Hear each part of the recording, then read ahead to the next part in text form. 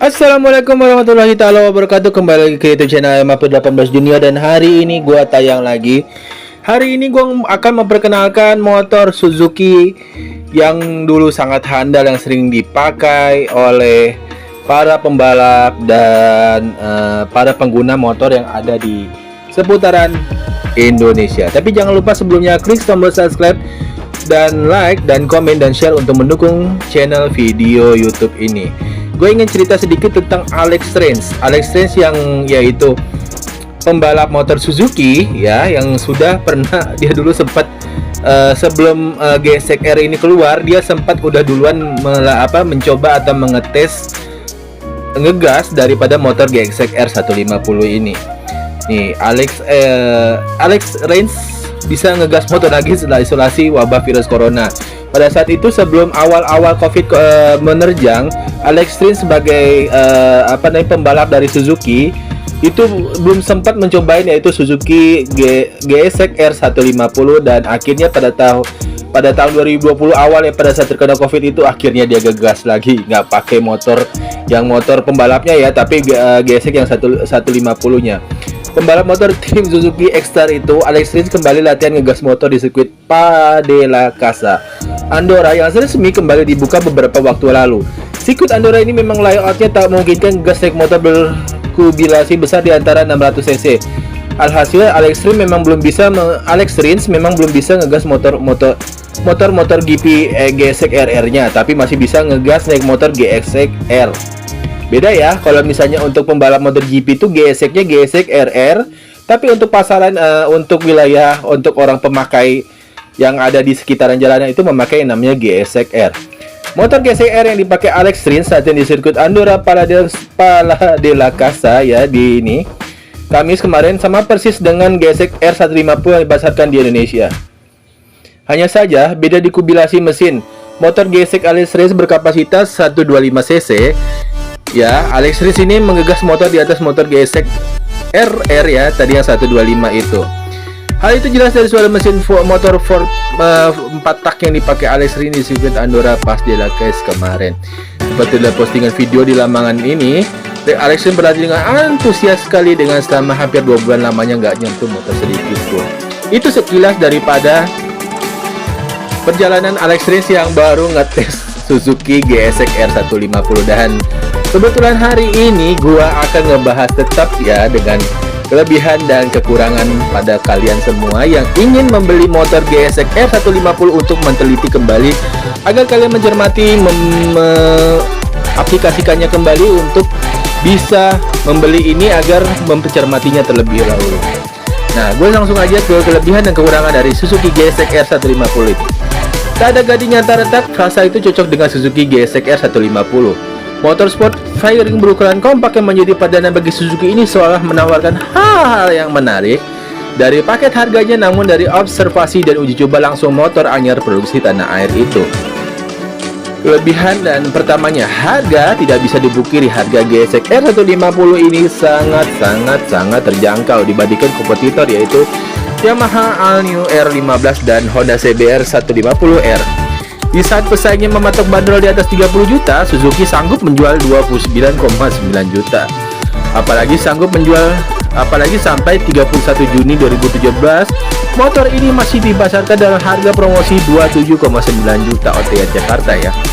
Bukan cuma itu, pabrikan berlambang S pastinya, masa berlambang T, ini juga menawarkan promo Ramadan setiap pembelian GSX-R 150 secara kredit. Pembeli diberikan cashback sampai 1 juta, bahkan bagi yang hanya melakukan test ride di dealer-dealer bertanda khusus.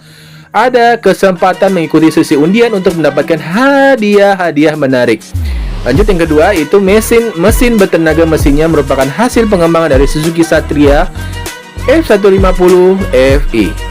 Jantung mekanisnya berkapasitas 147,3 cc, Dodge-nya 4, valve pendingin cair, sanggup memutarkan torsi puncak 14 Nm pada 9000 rpm dan tenaga maksimal 19,7 PS pada 10.500 rpm. Sistem transmisinya menggunakan 6 percepatan manual. Kemampuan ini secara spesifikasi melebihi mesin CBR 150R yang hanya saja bisa dibandingkan dengan Yamaha R15 terbaru.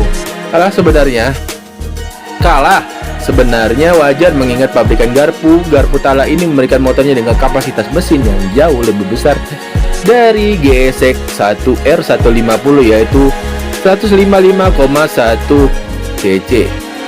Smart Key System fitur belum dimiliki oleh rival Suzuki, menjadi pionir di tanah air yang memperkenalkan sistem ini adalah Smart Key System. Memastikan fungsi anak kunci digantikan remote. Jika Anda ingin mematikan mesin, remote tidak perlu keluar dari saku celana. Cukup tunggangi kendaraan, kemudian tekan dan putar knob yang ada di ujung tangki bensin maksudnya, bukan mesin.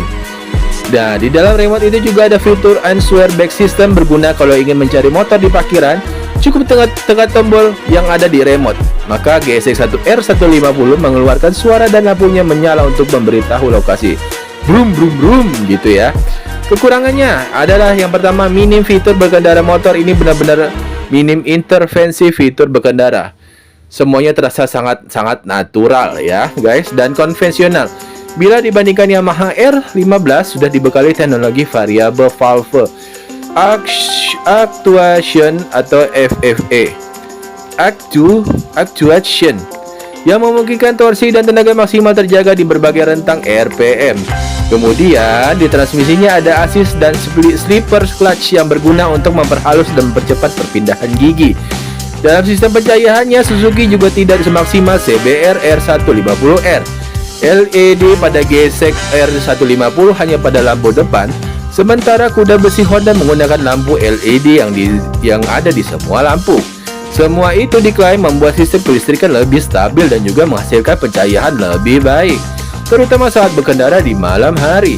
Layanan purna jual korang maksimal. Kekurangan kedua dari GSX R150 ini adalah layanan purna jual.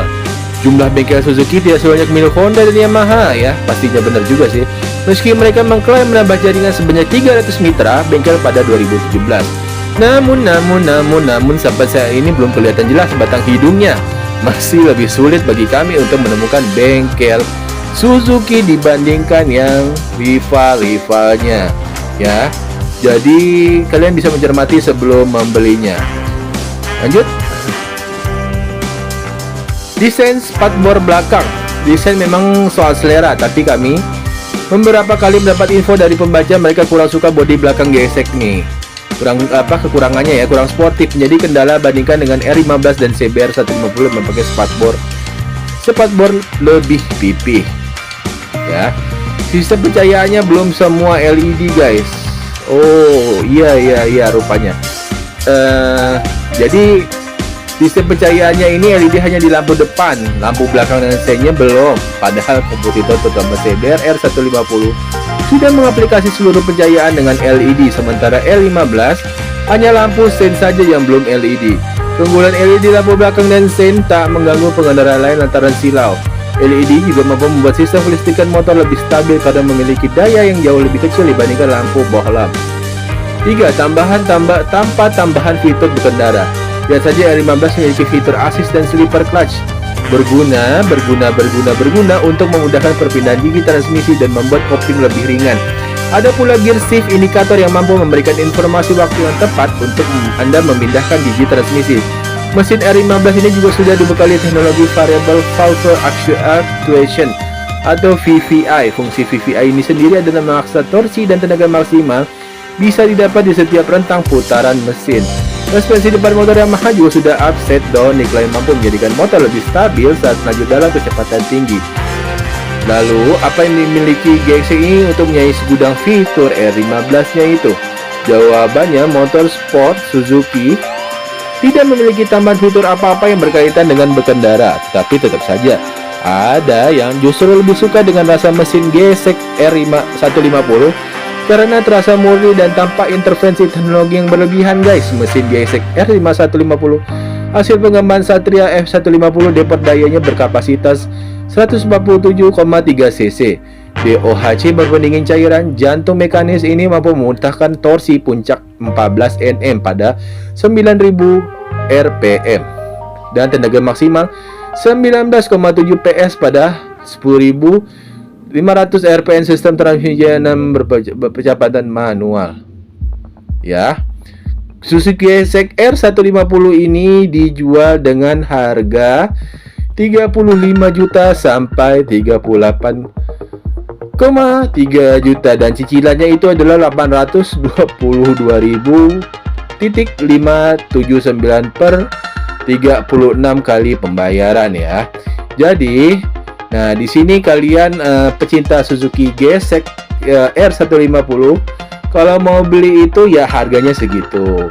Dan kelebihannya kekurangannya memang jauh dari kata harapan, tetapi banyak yang menyukai juga anak Suzuki GSX ini untuk memodifikasinya kalau saya tahu gua ya. Jadi banyak yang mudah direstorasi dari lampu belakang, dari warna dari gambarnya itu Suzuki R itu juga kebanyakan orang-orang yang suka dengan Suzuki R150 ini menggantinya dengan gambar-gambar yang mereka sukai ya, seperti channel jadi panjat ya tuh di channel Sunio Boy ya. Dia juga merestorasi motor GSX R150 nya menjadi si ikan hiu. Nggak tahu sih, kurang lebih seperti itu. Nah, kurang lebih seperti itu daripada hari ini gua menjelaskan sama kalian GSX R150 ini. Jadi kalian bisa mencermati dan memikirkan kembali agar kalian bisa membelinya dengan tepat dan tidak menyesal akhirnya nanti. Terima kasih yang sudah menonton. See you next video. Bye bye. Terima kasih semua.